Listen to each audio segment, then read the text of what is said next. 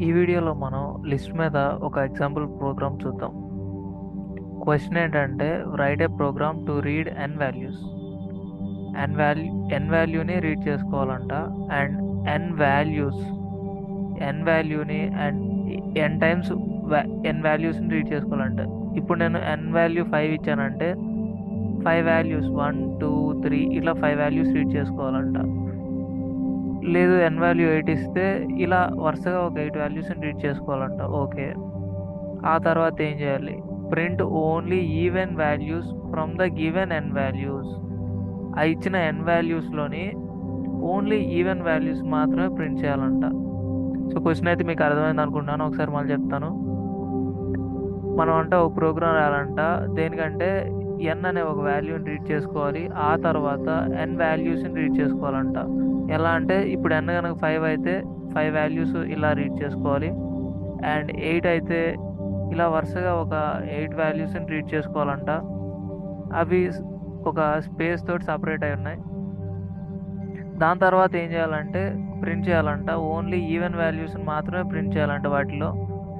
ఈ ఎగ్జాంపుల్ చూసుకుంటే ఫస్ట్ కేసులో నాకు 1 2 3 4 5 అనే వాల్యూస్ ఇస్తే అవుట్పుట్ ఏమొచ్చింది?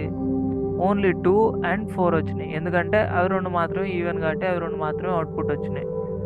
మరి సెకండ్ కేసులో ఏంటి? 4 అనేది వచ్చింది అవుట్పుట్, నెక్స్ట్ 6 అనేది వచ్చింది, నెక్స్ట్ 2 అనేది వచ్చింది, 8 అనేది వచ్చింది. మిగతాయి రాలేదు ఎందుకంటే మిగతాయి ఆడ్ వాల్యూస్. సో ఇప్పుడు ఈ ప్రోగ్రామ్ని ఎలా రాయాలి? ఈ ప్రోగ్రామ్ని ఎలా రాయాలంటే ఫస్ట్ వాడు చెప్పినట్టు మనం ప్రోగ్రామ్ని రాసుకుందాం. n వాల్యూని రీడ్ చేసుకోండి అని అంటున్నాడు.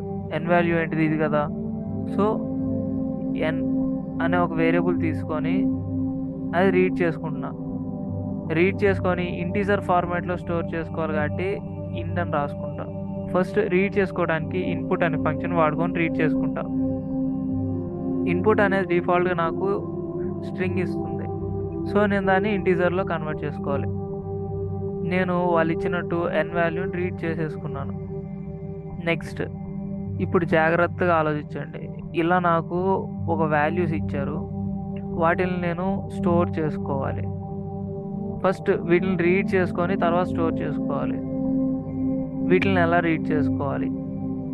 ఆ లైన్ రీడ్ చేసుకోవడానికి ఇన్పుట్ అనే ఫంక్షన్ సరిపోతుంది నాకు.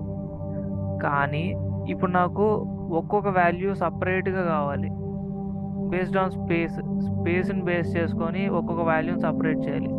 అలా సపరేట్ చేయడానికి నా దగ్గర అయితే స్ప్లిట్ అనే ఒక ఫంక్షన్ ఉంటుంది. దాన్ని బేస్ చేసుకొని మనం మన వాల్యూస్ని సపరేట్ చేసుకోవచ్చు. ఇప్పుడు నేను అలా సపరేట్ చేసిన వాల్యూస్ని ఎస్ అనే ఒక వేరియబుల్లో స్టోర్ చేసుకుందాం అనుకుంటున్నా.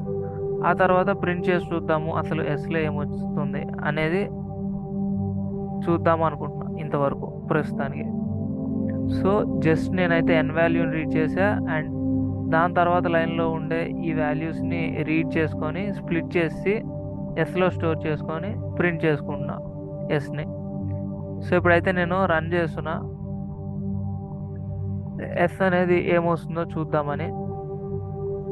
సో వాళ్ళైతే ఇన్పుట్ అడుగుతున్నారు.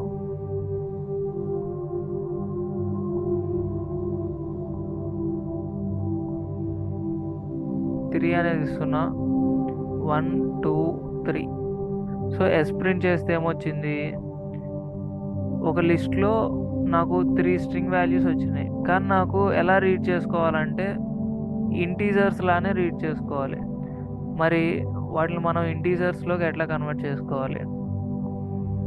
నేను లిస్ట్ తీసుకుంటా. ఈ లిస్ట్లో నాకు దీన్ని లిస్ట్లో ఆల్రెడీ ఉంది లిస్ట్లోనే. సో లిస్ట్లో పెట్టేసుకోవాలి. For each element in S అనే వేరియబుల్లో ఉన్న ఒక్కొక్క ఎలిమెంట్ని తీసుకొని దాన్ని నేనేం చేస్తున్నాను? లిస్ట్లో అపెండ్ చేసుకుంటా. లిస్ట్లో మనం ఏదైనా ఒక వాల్యూని పెట్టాలంటే అపెండ్ అనే ఫంక్షన్ వాడతాం. కానీ నాకు ఎలిమెంట్ అనేది ఎలా ఉంది? స్ట్రింగ్ ఫార్మాట్లో ఉంది. సో నేను దాన్ని ఇంటీజర్ ఫార్మాట్లో కన్వర్ట్ చేస్తున్నా. అలా కన్వర్ట్ చేసి నా లిస్ట్లో పెట్టేసుకున్నా. ఇప్పుడైతే ఒకసారి నా లిస్ట్ని ప్రింట్ చేద్దాము అనుకుంటున్నా. సో ఒకసారి రన్ చేసి చూద్దాం. ఇన్పుట్ ఇవ్వాలి. సో 3 1 2 3. సో ఇప్పుడు చూసుకుంటే నాకు సింగిల్ కోట్స్లో రాలేదు వాల్యూస్, అంటే ఇంటిజర్ వాల్యూస్ అనేవి. నేను అనుకున్నట్టుగా నా లిస్ట్ని నేనైతే రీడ్ చేసేసుకున్నా.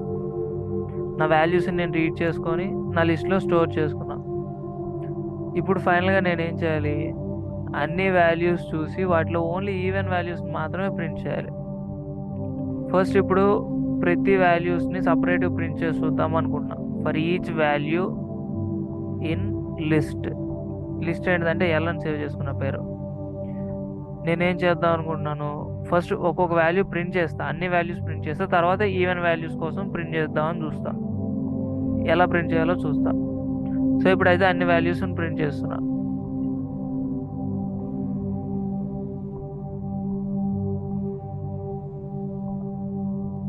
ఫోర్ 1 2 3 4 వాల్యూస్ ఇస్తాయి ఇప్పుడు.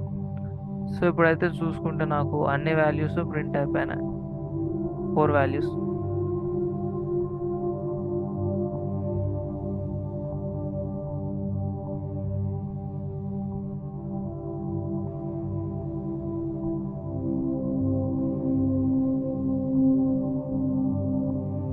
ఇక్కడైతే నేను అనుకున్నట్టు నా 4 వాల్యూస్ ప్రింట్ అయిపోయినాయి.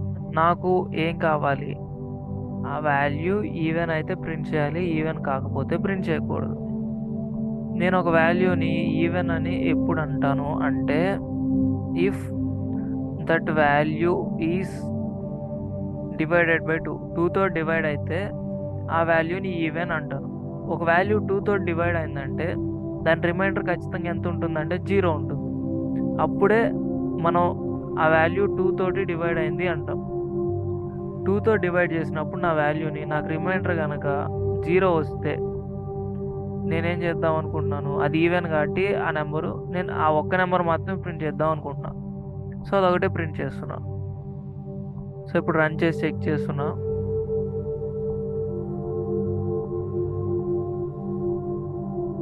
త్రీ వాల్యూస్ ఇస్తా, 1 2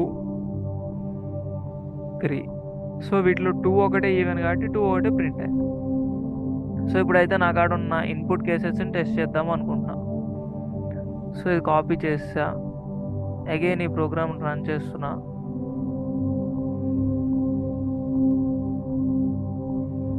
నేనైతే ఇన్పుట్ని పేస్ట్ చేసా, నాకైతే 2 వచ్చేసింది, 4 వచ్చేసింది. సో నెక్స్ట్ ఇంకొక టెస్ట్ కేసు చూద్దాము అనుకుంటున్నా. ఫస్ట్ టెస్ట్ కేసు నేను ఎక్స్పెక్ట్ చేసినట్టు 2 వచ్చింది అండ్ 4 కూడా వచ్చేసింది. సెకండ్ టెస్ట్ కేసు చూద్దాము అనుకుంటున్నా. సో ఫస్ట్ 4 రావాలి, 2 రావాలి, 6 రావాలి. సో ఈ టెస్ట్ కేసు కాపీ చేస్తున్నా, అగైన్ ఈ కోడ్ రన్ చేస్తున్నా.